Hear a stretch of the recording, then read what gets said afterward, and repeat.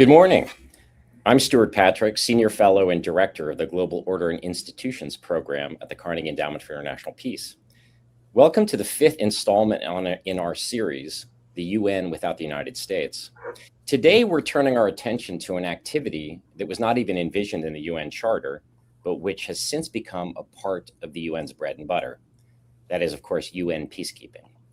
As we'll discuss, peacekeeping is in crisis, perhaps the gravest crisis in its more than 75-year history.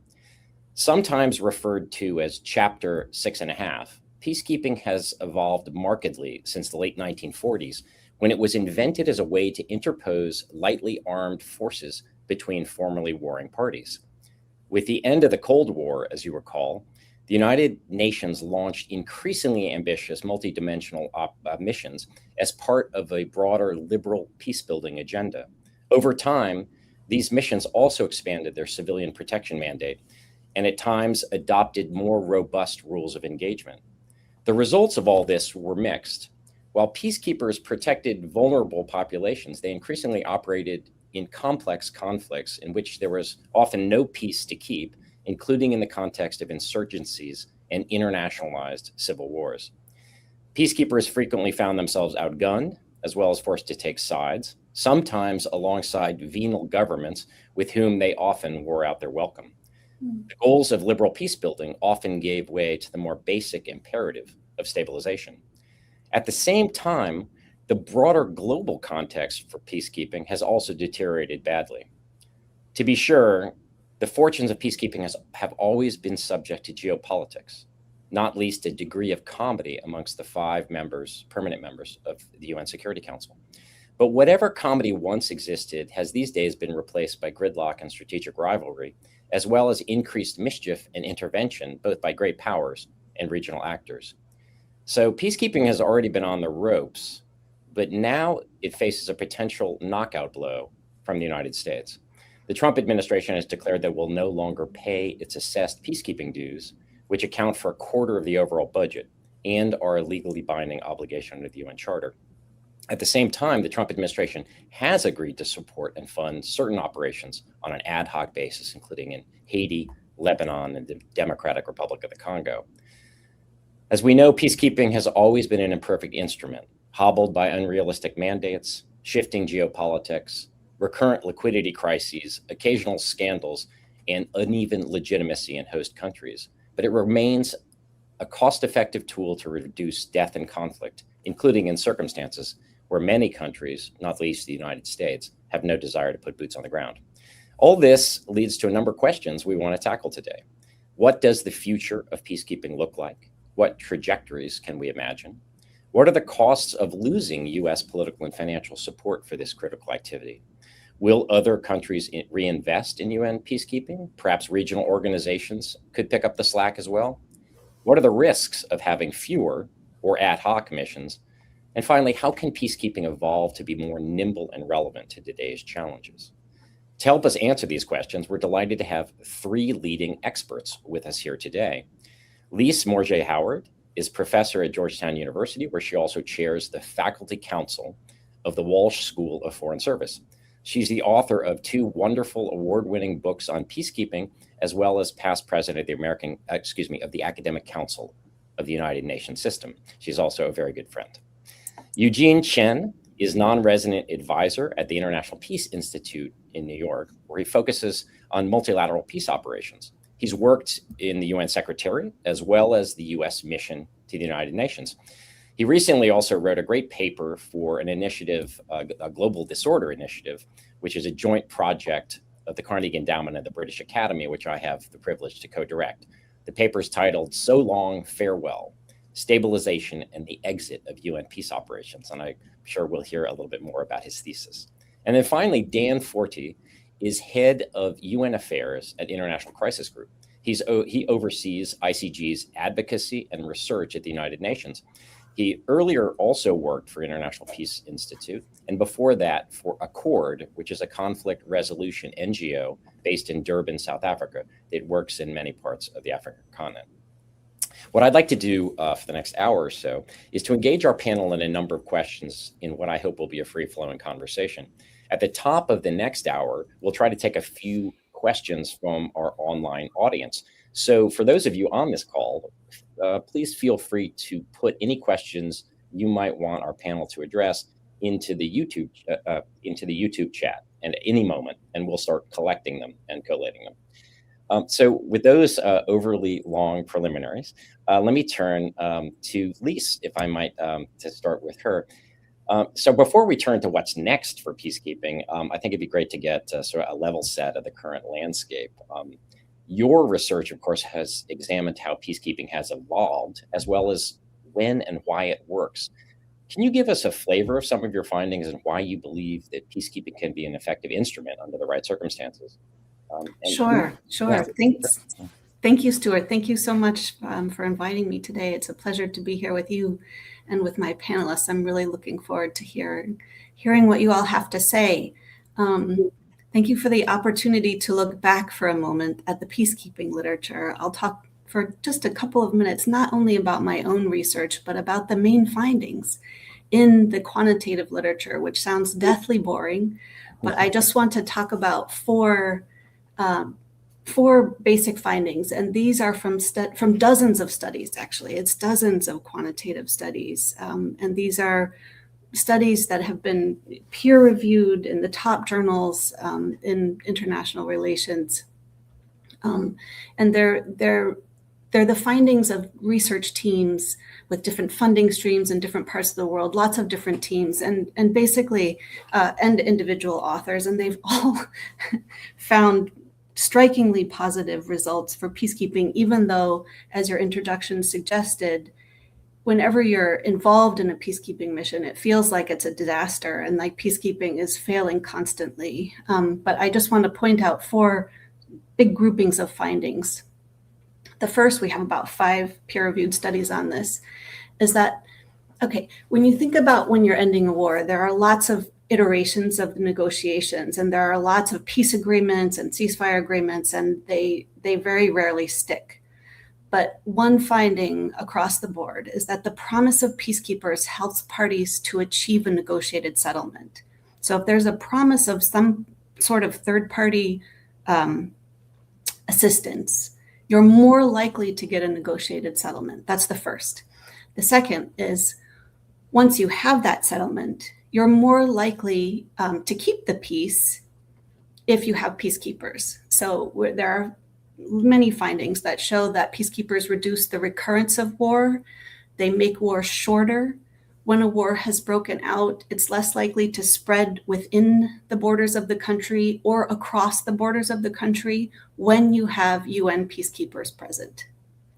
The third, and this is probably the most robust findings in all of international relations at this point. I don't know of any correlation like this in international relations. Peacekeepers correlate with less death. Peacekeepers correlate with fewer civilian deaths and with fewer military deaths.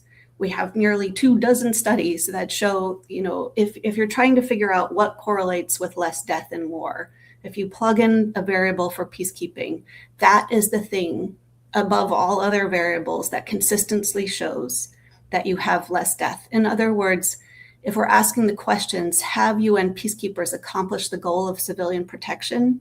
Statistically, there is no doubt that the answer is affirmative.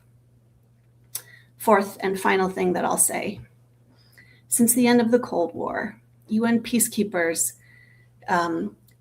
more often than not have a successful rate of mission completion. So if you're thinking about complex mandates and exiting as a measure of success, so we're measuring success as completing the mandate, most elements of the mandate, and then leaving, UN peacekeeping missions, complex missions, have about a 2/3 success rate. And if you compare that rate with other forms of intervention like counterinsurgency, you understand very quickly that complex peacekeeping is far more successful.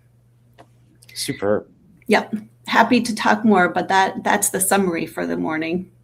That's great. No, those are really wonderful top-line findings. Given everything we know about the conditions for success, when you look at missions that are currently in the field, Haiti, South Sudan, the successor arrangements in Mali and the Democratic Republic of Congo, are those missions operating in a similar way that might be hope to achieve some of the results that you've established, and that you and many other academics have established actually has occurred? What's working well and which are struggling? Okay.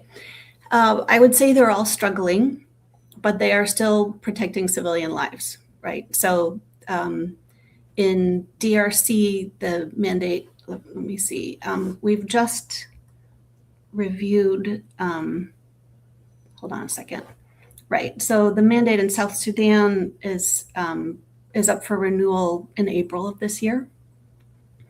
And the government has consistently been asking for the UN to leave, and there is, given that about 2/3 of the population require humanitarian assistance, this is a population of 11 to 12 million, and that peacekeepers protect the delivery of humanitarian assistance, there is a strong opinion outside the country and within the country that the peacekeepers should stay, but the South Sudanese government would like the peacekeepers to leave. So that mandate renewal will come up next month.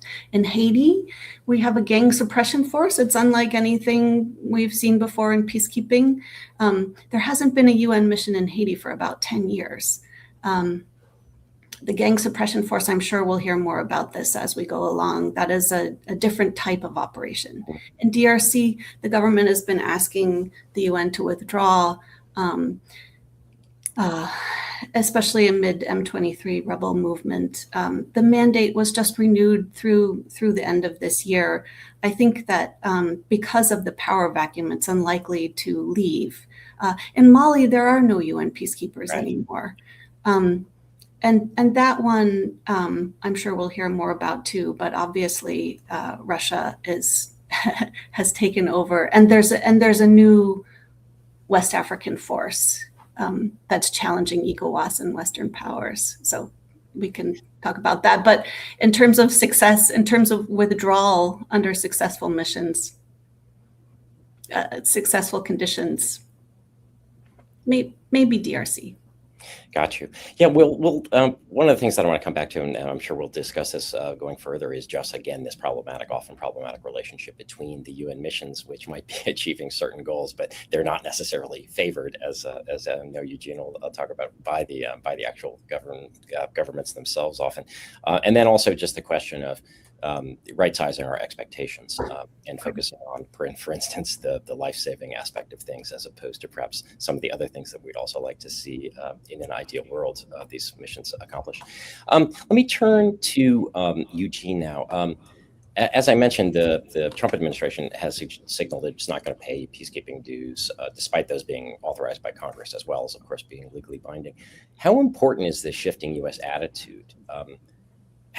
What are there significant costs for the UN and UN peacekeeping of losing U.S. political and financial support? And do you think other countries might be able to pick up the slack? Thanks so much, Stuart, for inviting me and for this really timely question. I think peacekeeping operations, as you mentioned, are funded through assessed contributions, which are an obligation of UN membership.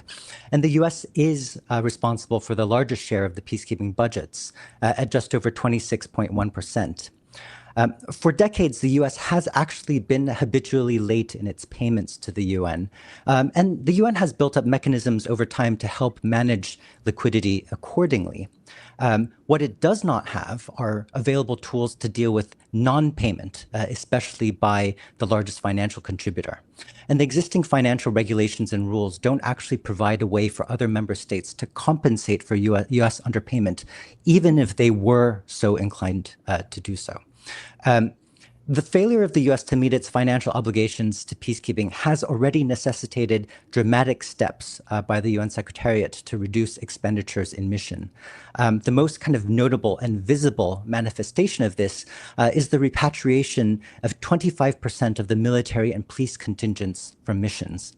This is necessary because reimbursements to troop and police contributing countries represent the largest cost drivers in mission budgets. And also military and police operations affect costs under other major line items, including, for example, air operations. The repatriation of military and police contingents obviously has a direct effect on the ability of missions to be able to maintain, for example, situational awareness and to implement many of the mandated activities, such as protection of civilians, extension of state authority, and as Lise pointed out earlier, also the creation of conditions for the delivery of humanitarian assistance. Now, of course, the impact is not just financial, as you alluded to, Stuart. Missions also suffer a political cost from losing kind of visible U.S. support. Parties to the conflict may certainly find missions and their mandates less credible if they know that missions don't have the financial, military, political backing of the United States. So it just makes everything much more difficult. In addition to the financing question, as I mentioned, the Trump administration seems to have shifted to more of an a la carte funding model, including for the mission in Haiti that Lise referenced. On the surface, this would seem to suggest more of a transactional rather than institutional approach to peacekeeping, which is, of course, in keeping with the transactional approach generally of the administration. I'm curious if you can give me a sense of the logic behind this, the administration's a la carte approach, and what its implications are. I mean, is this a new model that we should expect, and what does it signal for the broader architecture and financing of UN peace operations? Yeah, so as you alluded to, this is an extension of the opportunistic approach that the Trump administration has taken with regards to multilateral institutions. Broadly speaking, and just to simplify it a bit, the U.S. basically uses multilateral institutions when they can enhance the U.S.'s foreign policy leverage. Otherwise, the U.S. either ignores, obstructs, or repudiates those institutions. We see this not only in the Trump administration's funding decisions, including for peacekeeping, but also in that memo that was issued back in January on withdrawing from the UN and international organizations.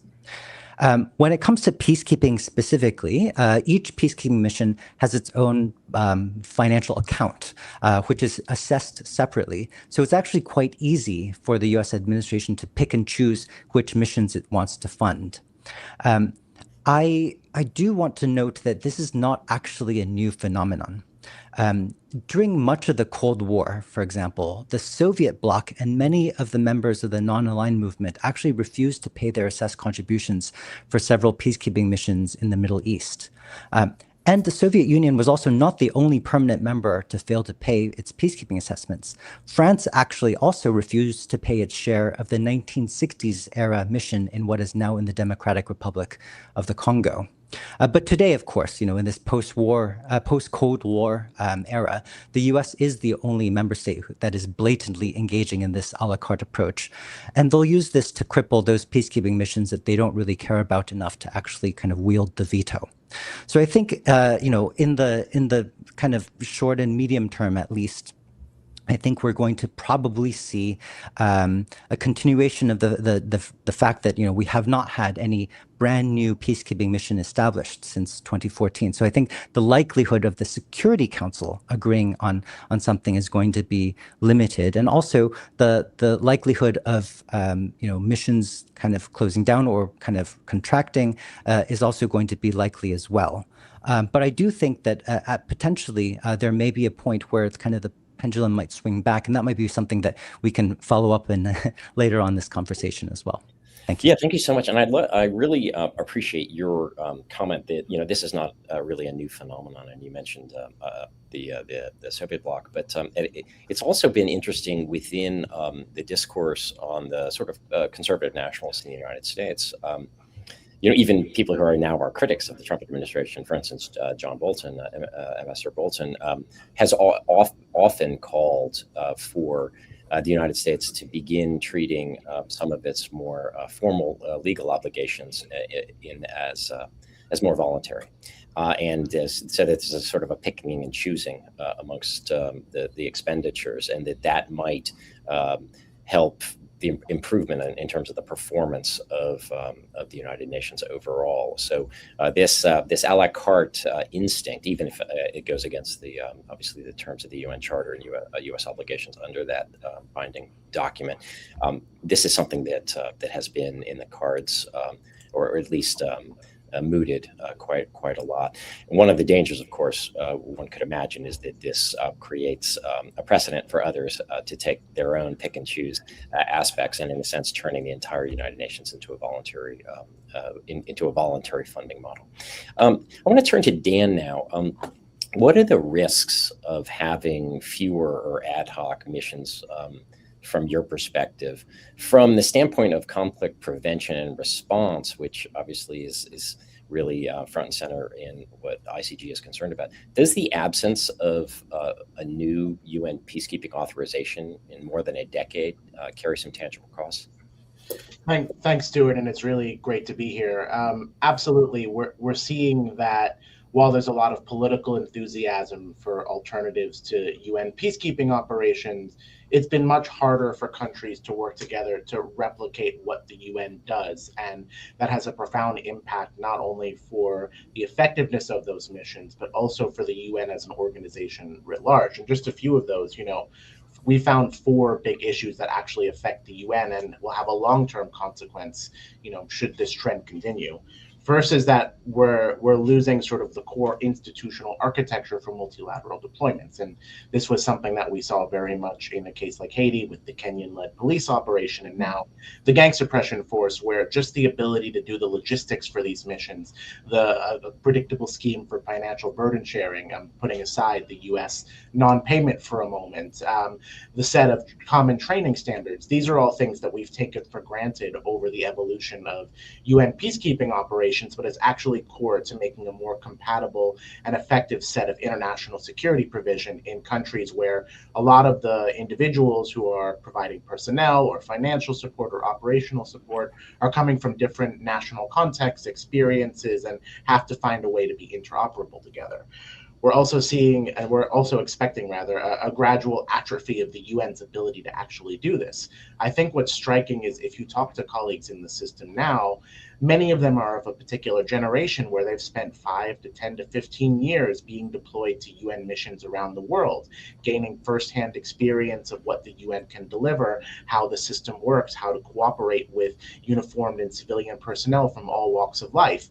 And the fewer deployments we have, especially now we've seen a retrenchment of the organization of something of about 40,000 personnel over the past decade on sort of the operational footprint of UN peacekeeping, this makes it harder to actually keep sort of the experience and the knowledge that has been inherent in the organization, still keeping that capabilities within the system. We also have a weakening of normative standards. I mean, while there is a lot of debate politically among member states about how much they actually like some of these standards, particularly, it's CSW month, so the Women, Peace, and Security agenda, protection of civilians. There's a ton of areas where over the past 3 decades in particular, UN peacekeeping operations through the mandates and operations that they work on have actually raised the bar on delivering on a lot of these areas and supporting civilians and helping peace processes become sustainable. The fewer UN peacekeeping operations that we have and the more rise in alternatives that have much more narrower and often militaristic mandates, it becomes harder and harder for UN member states, and particularly in the Security Council, to try and actually work to support agendas that both academic and policy research have shown largely do help reduce violence and sustain peace. And the last point I'll make on this is that there's a risk of a loss of imagination. And this is something I think we'll get to a bit later on about what UN peacekeeping can do and how it can be a useful political tool. We're in this current moment where we're averting from an era of stabilization and large-scale multidimensional missions, but we all have to be really careful that that is not the entirety of the UN peacekeeping's history. And the further we get away from actually using this tool effectively, the harder it is to remember and reimagine all the different ways that with some common political consensus, we can actually see the UN deploy and help solve political problems that an impartial and multidimensional setup can actually be useful for. That's really interesting. As in so much these days, when there's crisis of institutions, there's a risk, obviously, in being so reeling so much from a level of destruction or dislocation that there's a danger of losing the institutional memory. There's a danger of losing the sort of normative components that need to be brought into the future, even if we need to reimagine what peacekeeping can deliver and what we can hope to accomplish with it in the years ahead. Let me pick up on something. Daniel, you've argued that Donald Trump's Board of Peace initiative, which was originally obviously created in the context of Gaza, but apparently could go larger in terms of the administration's ambitions for it. You've argued that that Board of Peace initiative threatens international cooperation on conflict management. I know ICG put out something that I think the title of the article was Board of Discord. But can you spell out the apparent ambitions of the Board of Peace and how it might impact the UN's role in fulfilling its primary mandate, namely eliminating the scourge of war? How does the Board of Peace concept relate, if at all, to the latest review of UN peace operations that's going on? Absolutely. And I will have to caveat to say that I think my answer to this question is different now than it perhaps would be just a few weeks ago, seeing as the moment is evolving. And unfortunately, a lot of attention is drifting elsewhere.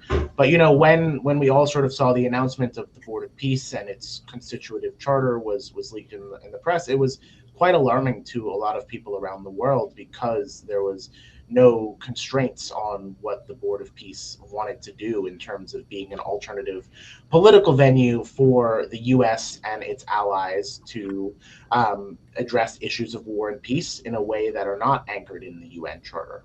Very simply, the core principles of sovereignty, territorial integrity, the peaceful settlements of disputes, those would all be mercy to a club of individual leaders who, you know, had their own varying interests for why they signed up for something where US President Donald Trump would oversee it in his personal capacity.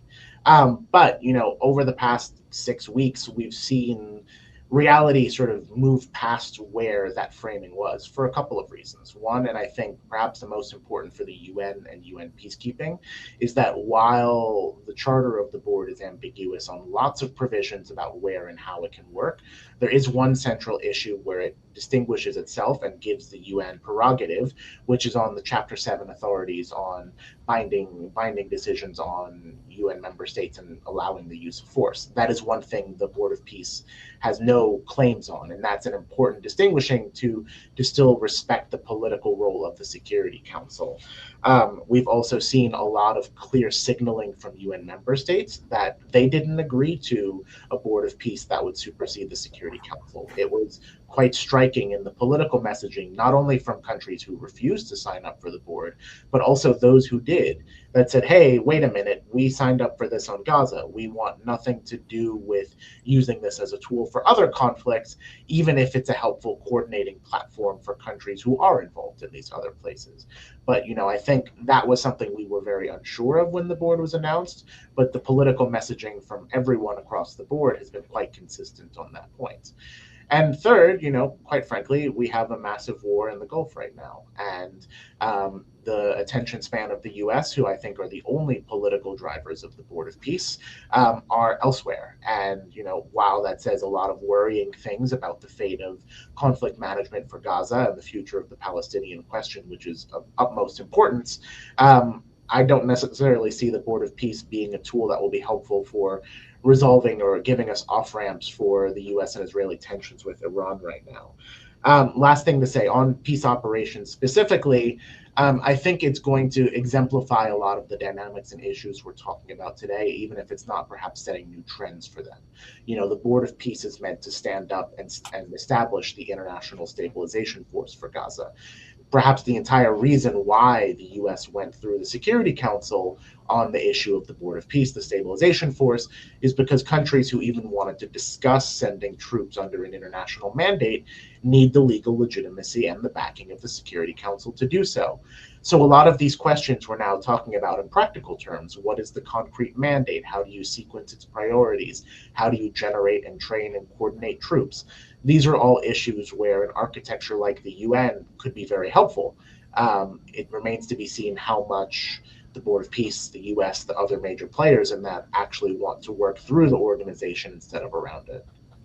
Yeah, it's very interesting. The Board of Peace is maybe a prototype of one of the tendencies that we've seen, obviously, from the Trump administration. We've seen it in WHO as well, with respect to WHO, is, in a sense, an effort to bypass certain, at least an initial effort to bypass certain institutional structures that are already created, and sort of, in a sense, move the dialogue and the policymaking to another venue. But as you pointed out, there just are a lot of structural impediments to that, even if the United States really wanted to go down that direction in a major way.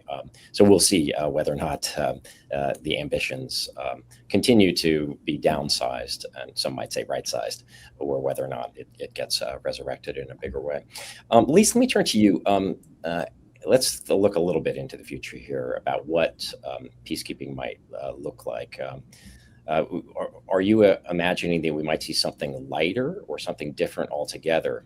And perhaps if you could couch this in the review that's going on. My understanding is that the UN in the coming months, certainly this spring, will release to the General Assembly and the Security Council the findings of a comprehensive internal review of UN peace operations, which is led by the Departments of Peace Operations and the Political and Department of Political and Peacebuilding Affairs. And this is pursuant to the Pact for the Future in 2024, and then the UN 80 initiative. What would you like to see in that document in terms of charting a course for the future? And are you optimistic about what it might produce? Thanks so much, Stuart, and many thanks to my fellow panelists for their comments. I always learn so much from these. I really appreciate it. I think that we have a short-term and a long-term perspective when we need to think about the future. And I will say, when I first started researching peacekeeping back in the 1990s, I feel your pain. Yes. Yes, exactly. Unlike our younger colleagues who are here. I embarked on, I'd been working at the UN for a couple of years in the early 90s, and I thought that the whole story was failure because it was one after the other. We had Rwanda, Bosnia, well, Somalia, Rwanda, and Bosnia, boom, boom, boom, 93, 94, 95, just the huge failures, terrible failures. And I was advised not to study peacekeeping because the US would no longer support peacekeeping. The UN would no longer be conducting peacekeeping missions, and I should change topics because it's not relevant for the future. So I will just say that that was the advice in the mid-1990s. And indeed, that lasted a few years.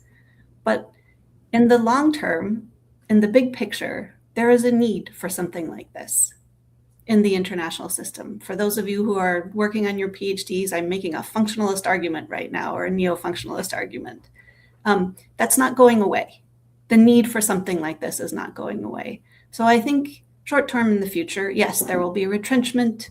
UN 80 talks about a lot of cuts, a lot of consolidation. Maybe that's not a terrible thing, honestly, for some organizations. I don't know if we need duplication in parallel.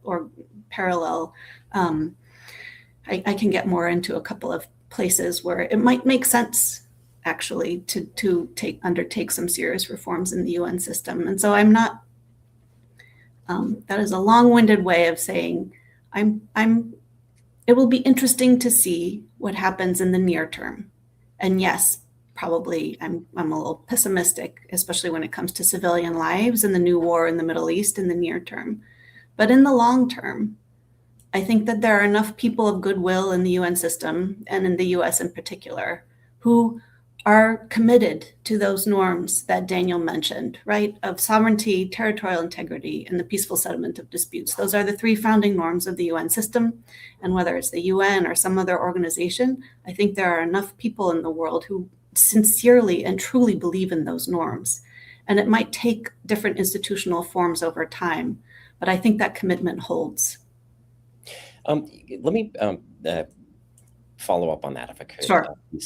In terms of, this isn't the first review of peace operations, to say the least, that the United Nations has undertaken. I think back to the Brahimi report on peace ops, which famously told the UN Secretariat that it needed to tell the Security Council what it needed to know, not what they wanted to hear. Right. Because it was a question of, a lot, in a sense, knowing that members at that point wanted quite ambitious peace operations. It tended to say, yes, of course we can do this, and yes, of course we'll rise to the occasion. But sometimes the implication was that some of the more complicated truths about either limitations or the challenges of what they were being asked to do wasn't getting through. There's obviously been other efforts as well. The Hippo report, for instance.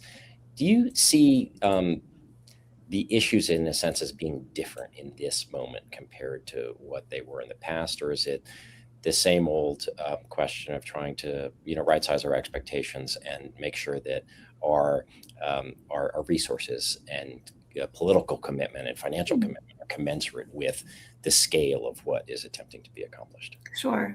Thank you, Stuart. Yes. So the commitment always comes before the resources, right? And we are facing an unprecedented moment right now.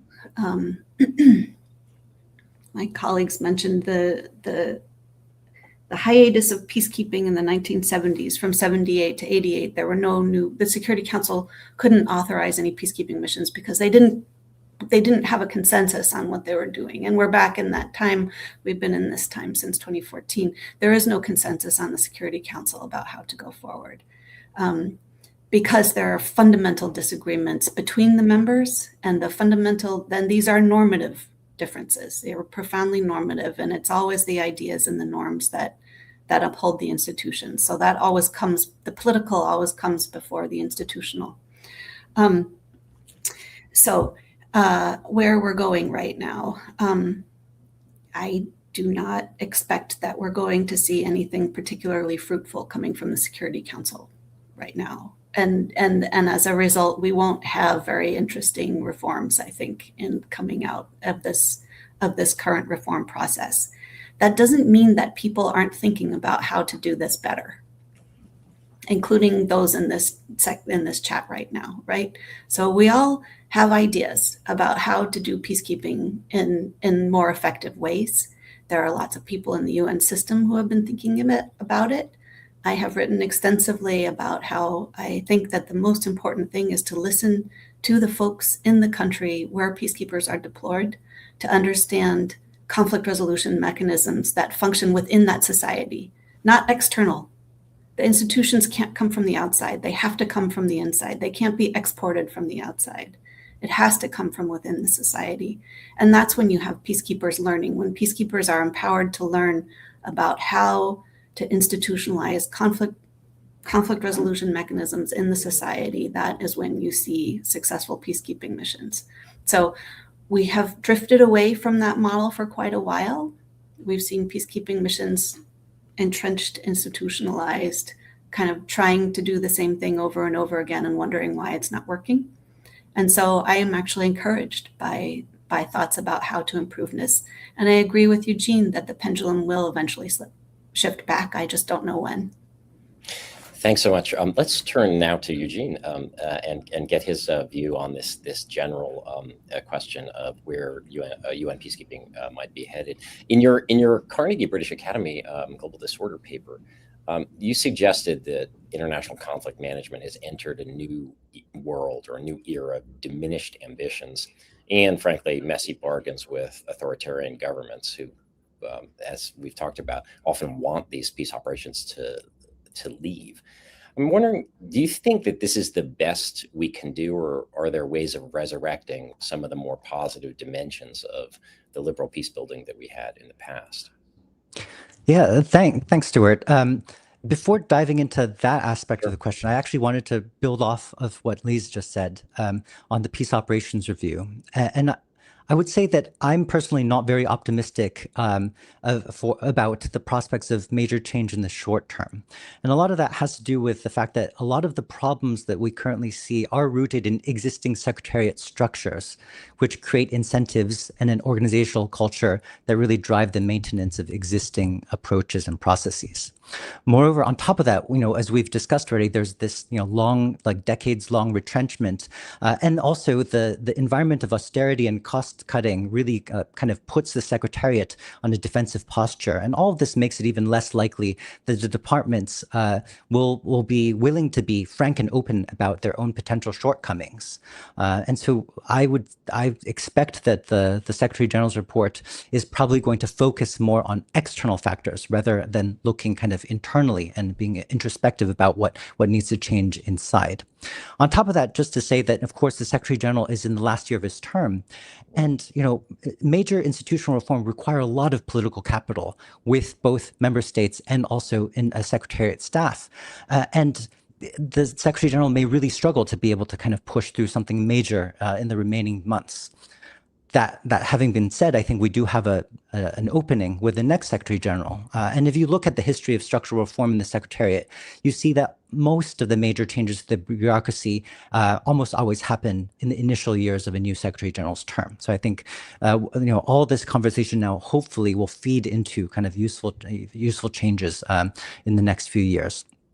Now to kind of the broader question you're asking, I think one of the great tragedies of peacekeeping over the past 20 years is the fact that a lot of the choices made by the Secretariat to better align peacekeeping missions with the preferences of both the Security Council and host governments have actually really sowed the seeds for the current crisis of confidence in peace operations.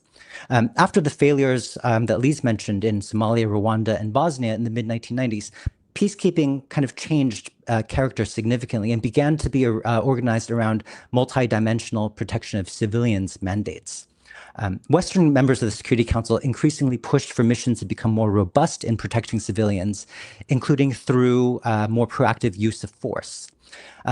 But I think over time, missions became overly focused on their military objectives at the expense of the political activities, such as peacemaking and peace-building activities, which are necessary to end the violence and prevent a relapse into armed conflict.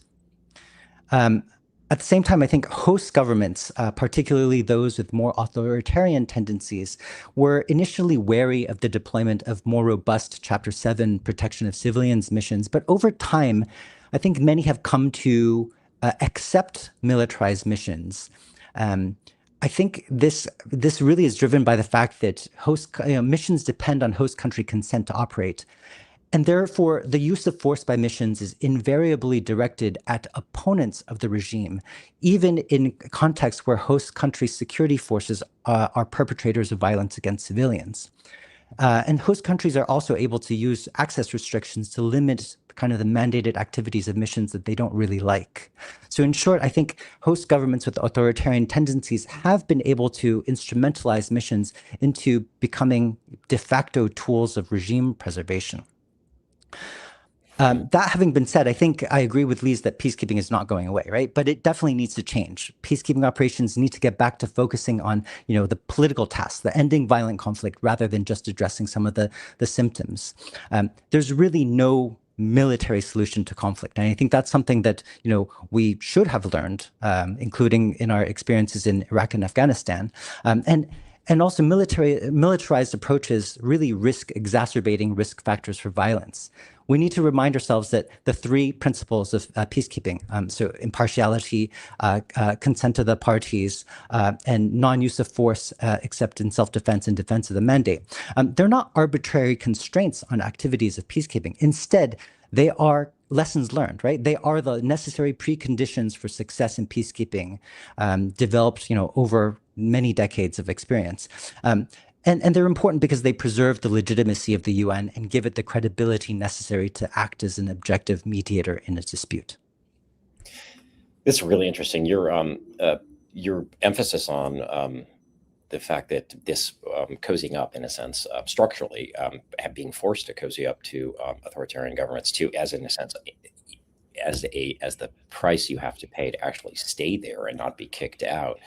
Arguably, then, when government security forces are obviously often perpetrators of violence and injustices, in a sense, means that you're never getting to those underlying causes of grievance and insecurity that you have to address for sustainable peace. It's a little bit analogous to, as you mentioned Afghanistan, for instance, where the United States, of course, when it was engaged in counterinsurgency, was basically their definition of security, and perhaps the central government's were the Taliban and Al Qaeda on the run. But of course, from the perspective of local Afghans, the definition of security was also, are they at the mercy of local corrupt commandants and warlords in their area? So there are some parallels in terms of the U.S. experience too in its efforts at in a sense nation building. I want to turn to Dan. In the context that Crisis Group monitors most closely, what are your field teams hearing from local populations and governments about what they actually want from an international security preference? And does it match with what peacekeeping actually offers right now? And I say this with the caveat that what civilians want and what regimes want, as I just alluded to, may not be the same. And then I've got a follow-up question too.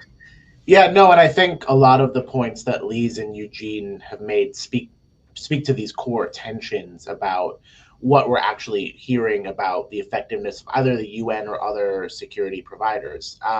And with the caveat that it's hard to generalize across contexts, and I'll try to distinguish from where some cases matter or versus others. I think in a lot of cases where there are urgent threats to civilian protection, so think longstanding missions in South Sudan and the DRC, for example, a lot of the UN's legitimacy to civilian populations is the extent to which the UN actually can protect civilians. There is little sort of critical discussion or reflection about the details of a mandate, the sequencing of priorities, the way that political and operational tasks sequence or are aligned with one another. And this is a question a thing that a lot of my colleagues push back on from where I'm sitting, is that they say, they don't care what the reasons are why the UN is less effective, or the politics or the policies that provide those constraints. Populations that see international forces view them as ultimately ones that should be protecting them. And if the UN is unable or unwilling to do that, then the UN loses a lot of the core credibility that it has. But of course, in other contexts where the UN doesn't have a large protection mandate, its core political work is central to what the local populations want. And I'm thinking in a place especially like Western Sahara, where there's a mission that's been there for decades and a frozen conflict, where the presence of UN peacekeepers is keeping a status quo and allowing space for international partners beyond sort of the UN's operation to try and bargain out some sort of political deal. Now, obviously, that's incredibly difficult given the state of relations between Morocco and Algeria, the wider geopolitics shaping that. And even, last September, there was a new mandate for that mission in Western Sahara, September or October, that for the first time, the council put its thumb in one direction about sort of where they see the future of the political process going. And that, that led to a lot of concern about the future of the peacekeeping mission, because they see if you're sending signals that the UN peacekeeping mission might be leaving, it might be actually a direction that the political process is moving in a direction that, is not one that's sustainable, or in the sense that represents the views of all sides and will actually lead towards lasting peace. You made other points about, the governments having fundamentally different interests than sort of the populations, what they see in UN peacekeeping. And I think a lot of the points that Eugene and Lise raised on that sort of capture the dilemma and the tensions about, whether it is the Security Council or various communities in a population in a country, or even among a region, how you actually get the political goal and trajectory of a UN operation to actually have a longer shelf life. Super. I want to remind everybody on this call who's in our online audience, if you have any questions, please get them ready and actually submit them into the YouTube chat at any moment, and we will begin calling on them at the top of the hour. Dan, I want to follow up and ask whether or not there are any current conflicts around the world that you think, all things being equal, would actually benefit from a peacekeeping mission right now? Or do any spring to mind? That's a difficult question. I would say, first there needs to be, perhaps before thinking of new missions, we need to think of ways to make the missions that are there actually do their job better. And I think the one that is in the headlines and the spotlight right now, perhaps, is what's happening to UN peacekeepers in southern Lebanon, in UNIFIL, where they've had a mandate for nearly 20 years now. They've been caught up in multiple cycles of violence between Israel and Hezbollah in southern Lebanon, and now with the war going on, it's been incredibly hard, even with changes in mandates, changes in political context, for them to actually provide a modicum of political stability in a very volatile region. And it raises a lot of serious questions about, even in a context where the UN is not meant to fully protect civilians and has a very oftentimes mandate that straddles both political and technical objectives, that without the clear political backing in an international context that wants to see the UN succeed, that makes it really hard to actually get a viable sense of where, particularly in the places where you have massive wars going on, to actually deploy UN peacekeepers. I think if we go back to the thinking around the UN as a technical provider in a political context, there are lots of opportunities where you could see the role of the UN in doing confidence building measures through UN peacekeepers. I mean, the big question that's running around the Secretariat right now is, where and under what conditions could the UN be useful in an eventual ceasefire between Russia and Ukraine? Even on small scale tasks such as demining or ceasefire monitoring or border demarcation. These are practices and techniques that the UN has in its institutional memory, has a lot of experience, and as an impartial actor would be able to step in. Obviously, the political conditions are not right for that, either in the Security Council or obviously on the ground.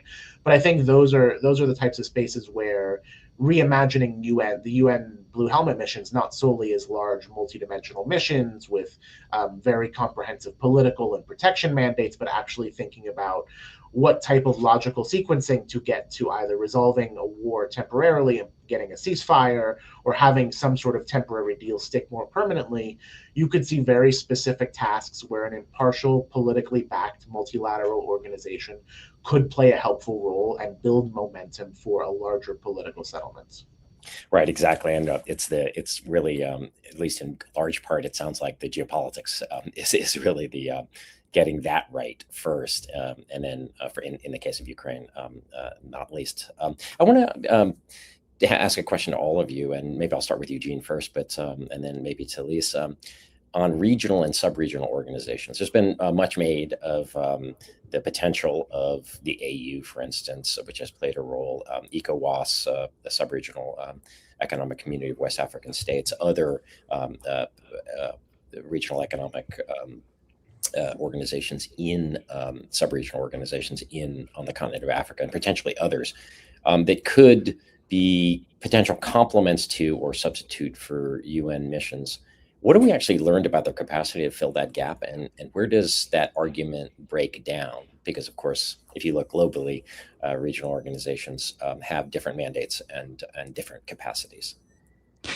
Yeah, I think one of the challenges here is the fact that there is such diversity across all of them. So it's very hard to generalize. And even amongst the various sub-regional configurations within the African continent, some have much greater capabilities than others, right? ECOWAS is one that certainly has a lot more experience with deploying forces. And of course, SADC, the South African Development Community, has also been very active in recent years as well.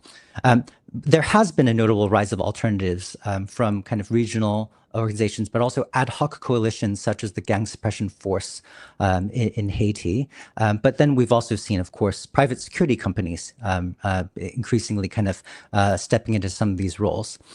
I think the challenge for a lot of these, not all, but a lot of them, is that they are usually military focused. And as I pointed out earlier, one lesson that we should have learned is that there is no military solution to conflict.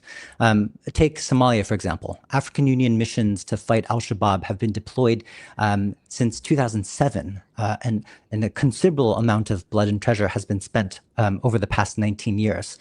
But today, war rages on, and al-Shabaab still controls large swaths of the country. The future of the African Union mission is uncertain, also because a lot of Western donors have, become very tired of continuously footing the bill for those activities. So this all really reinforces the importance of having missions based around credible political strategies for the resolution of conflict and the use of military force in support of those strategies rather than as the main effort. And so because of all this is one of the reasons why I do think that we may see the pendulum swing back to the UN kind of in the medium term, because a lot of these militarized alternatives are going to struggle to achieve their objectives.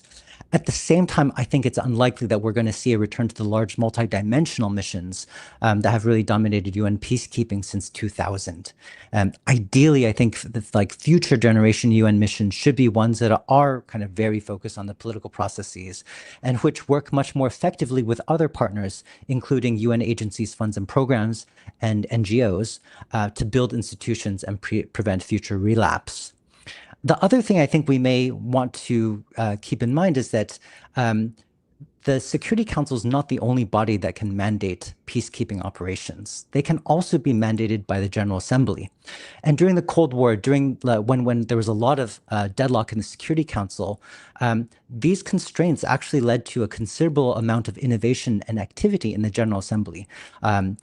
In fact, we have to remind ourselves that the General Assembly actually mandated the first armed peacekeeping operation, which was UNEF in the Sinai, and also the first interim administration mission in West Papua. So I do think that for the time being, we're going to see a lot more of these kind of military-focused operations, but I think they're going to struggle, and that may be one of the kind of precipitating factors for kind of a return to peace operations in a different form.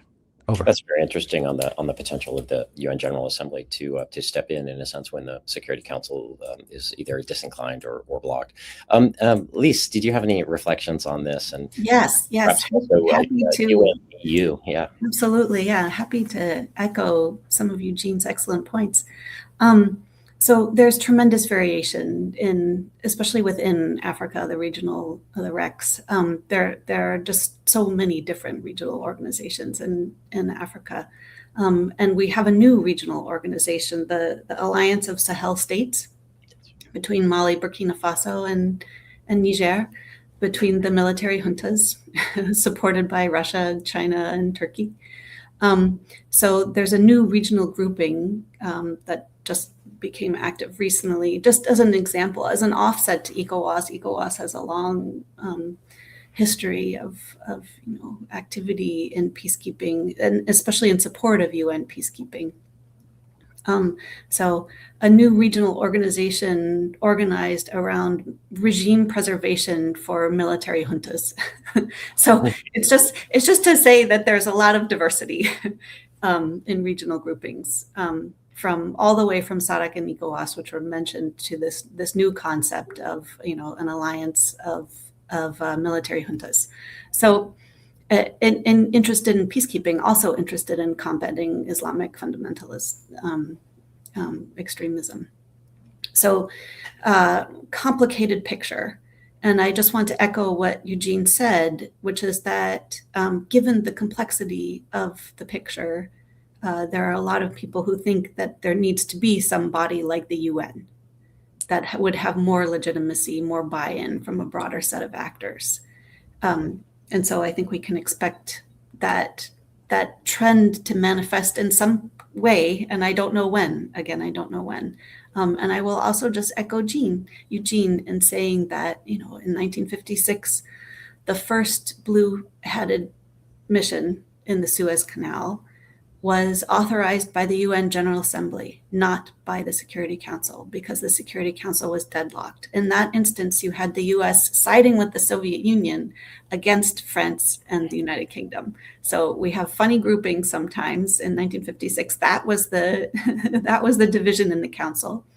And so it went to the decision-making went to the General Assembly, and the General Assembly came up with an incredibly creative idea for how to solve the conflict in the Suez. And so I am just encouraged, and I would like other actors to feel empowered that in this moment of Security Council deadlock, that this is the time to come up with creative ideas for solving some of the problems, the many, many problems we have. Yeah, just to echo that, obviously, you've seen the significant efforts on the part of the UN General Assembly in reaction to deadlock in the Security Council, not least with the veto initiative, as you well know. Dan, do you have some thoughts on this question of regional and sub-regional? It's hard to come third when two excellent colleagues go through all the points, but just to underscore, for the past couple of years in these parts of town, a lot of the questions have been around financing. There's the deal that the Security Council authorized a framework arrangement for the UN and African Union to burden share funding. But I would say the biggest impediments now to sort of a more complementary and stronger role of regional organizations are political ones. Just as the Security Council is divided geopolitically on strategies to end conflicts, so too are the African member states who are closer to these conflicts. And if we're putting forward a theory of the case where either regional neighborhoods or the continent writ large needs to be driving home the efforts to end wars in ways that are more sustainable and peaceful based on their political outlooks, they also need to be the ones developing the political strategies about what these types of operations would do and how they would fit into a larger political process. And for the same reasons that the Security Council has been divided, so too has the African Union Peace and Security Council and all of these other political blocs within the continent. So, I would not necessarily view it as how to solve the operational problem first, but at its core, finding a more complementary roadmap to how the UN and other regional partners can move together needs that core political underpinning, which, for right now, there are a few cases where there is consensus about the way forward on that. Super. Thank you, Dan. I'm going to take one question here from our audience, which is a great one, which is about Gaza. And let me start with you, actually, Dan, and then invite anybody else to chime in if they'd like. How would you assess prospects for the International Stabilization Force in Gaza? How does it compare to traditional UN peacekeeping? And can the ISF operate consistent with UN principles and law? Sure. It's a tough question. I would say the prospects are quite bleak until we get any serious political movement on core parts of the ceasefire. The stabilization force is one part of a larger political deal within the ceasefire, and it is not a forcing mechanism for the ceasefire on its own.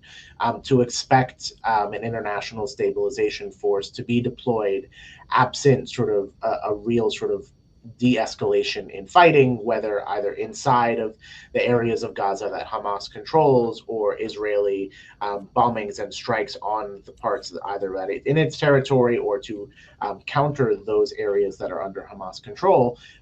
No country is going to feel comfortable deploying their troops in a context where there's no peace right now. No one wants to be in situations where they have to protect themselves by firing on civilians who are either desperate or for humanitarian aid or have unclear rules of engagement, whether these are local protection forces, gangs, Hamas, etc. I think, to take the easiest question, I think, yes, the ISF theoretically could operate in a way that's consistent with UN principles and laws, in the sense because, first of all, it has a Security Council mandate, even if that mandate isn't clear on how to sequence and prioritize a lot of those things it has to do.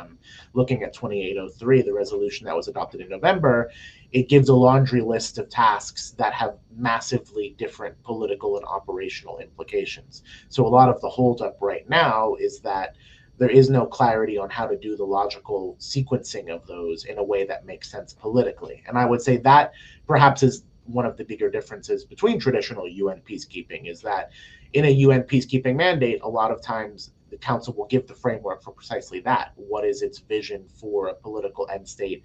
How do you get there? Even if in many cases, the consensus of the council doesn't necessarily translate into realities on the ground. So it's going to be a long road ahead. It would be a great sign of progress if we could actually get troops deployed under an ISF mandate, but I think it's a very long road to even get into a place where that's a realistic option. Wonderful.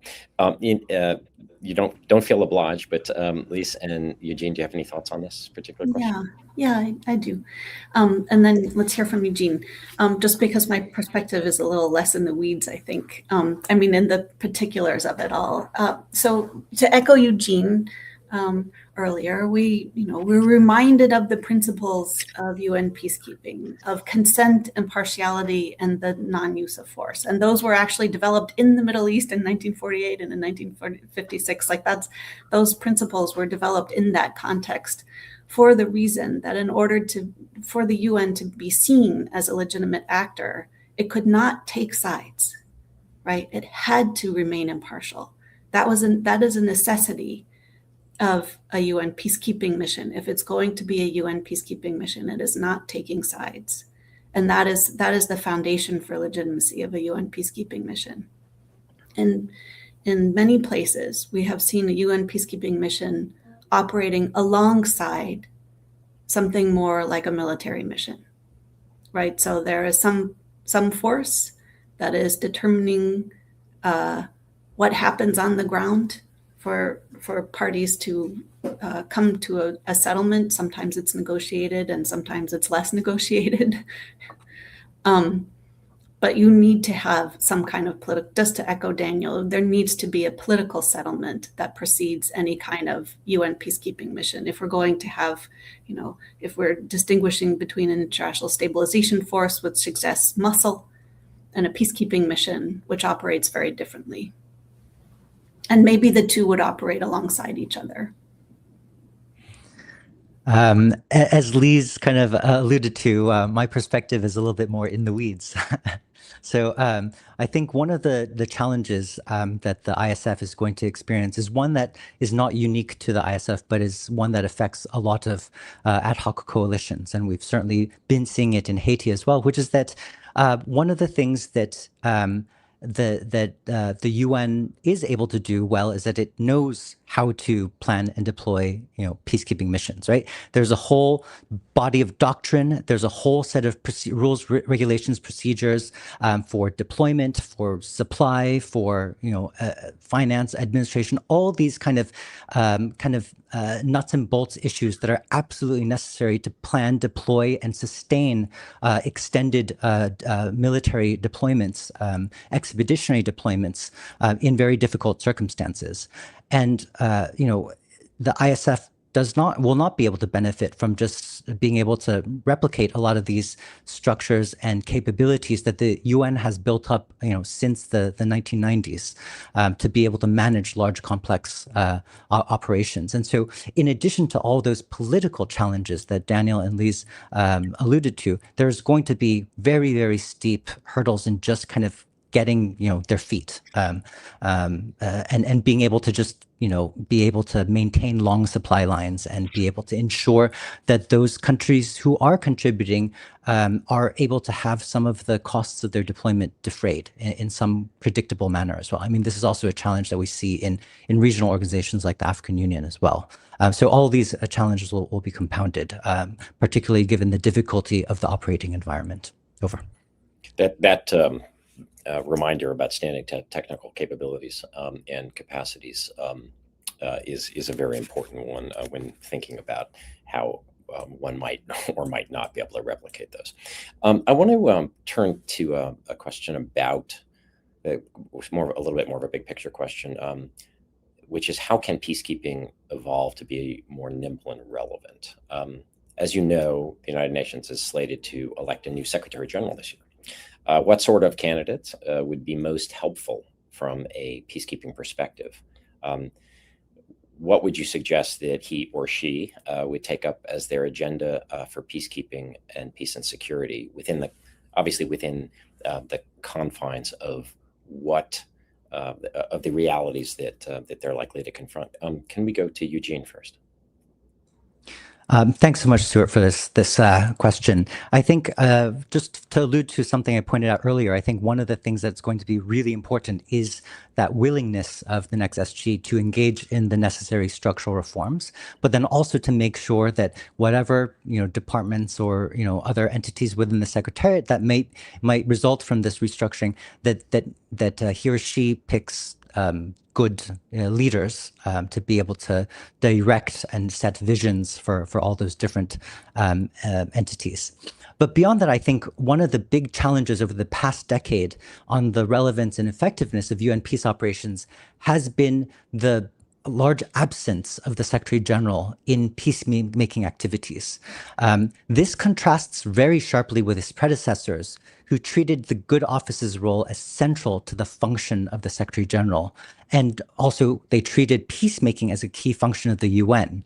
I think during Secretary General Guterres' term, the few high-profile examples we've seen of UN engagement in mediation and diplomacy have been to address the economic spillover effects of conflict rather than to end the conflicts themselves. Examples we've seen are, for example, the Hodeidah Agreement in 2018, the Black Sea Grain Initiative, and the negotiations over access to the FSO Safar oil tanker off the coast of Yemen in 2022. Instead of championing the traditional peacemaking function of UN peace operations, the Secretary General has instead pushed for the UN to take a supporting role as a logistical service provider and paymaster to non-UN military forces. And so I think one of the important things is for the next Secretary General to be someone who recognizes that the relevance of the UN is inextricably linked to its ability to prevent and end violent conflict. And so the next Secretary General needs to be able to be willing and able to use all the tools available within the Secretariat, including good offices, including the standby team of mediation advisors, and including the full spectrum of peace operations in support of the maintenance of international peace and security. This is the one area where the UN enjoys not only comparative advantage, but where it has a unique role under international law. And at a time of growing insecurity and geopolitical fragmentation, I think this role is needed more than ever. Is it your sense, just really quickly, is it your sense that that's largely a temperamental decision on the part of Antonio Guterres, or did he just really feel like it didn't recognize the UN's comparative advantage in this good office's conflict prevention, conflict mediation function? I don't really want to speculate. I mean, there's many different things that could contribute to this, but the effect of it is the same. Yeah. Okay. Yeah. Fair enough. No. Fair enough. Lise, this question about what you'd like to see in the future Secretary General, in not least in this particular issue area. Thank you. Yes. In our last few minutes, I just want to echo what Eugene was saying. And to amplify it, basically we are looking, I would be looking for somebody who is able to articulate a vision of the UN's role in peace and security. That going back to basics is what we hear quite a bit about. And the Trump administration also, that the UN should go back to basics. So this idea of going back to the basic principles of the UN Charter, of ending the scourge of war, of somebody who can think very creatively and carefully about making peace, as Eugene suggested, making peace, maintaining peace, right? So managing conflict and then ending conflict. If there's somebody who can articulate a vision of how we move from conflict to peaceful settlement, the peaceful settlement of disputes, and articulating an important role for the Secretary General herself in those processes. Thanks. Thank you. Dan. Yeah, 3 for 3 on the key message. I think a real sort of the next Secretary General to have a strong vision, clear leadership, and demonstrate a positive vision of what role the UN can play in all of this.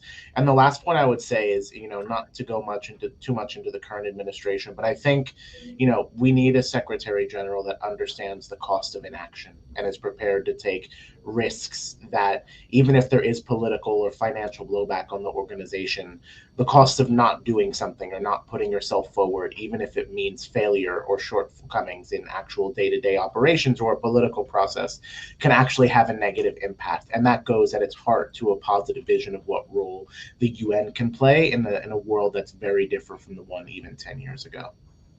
This is those are great ending comments, and obviously, we'll see what kind of ambitions and what kind of leadership the member states are actually looking for in a Secretary General. whether that they're looking for someone who's more secretary or more general, as the saying goes. A number of things have come out of this conversation that I just want to highlight. One of them is that peacekeeping itself is not a substitute for either a geopolitical comedy or some level of agreement amongst the great powers. Obviously, the permanent members of the Security Council, first and foremost, but it's also no substitute for an actual political process that has to be going on, a peace implementation process that has to be going on alongside.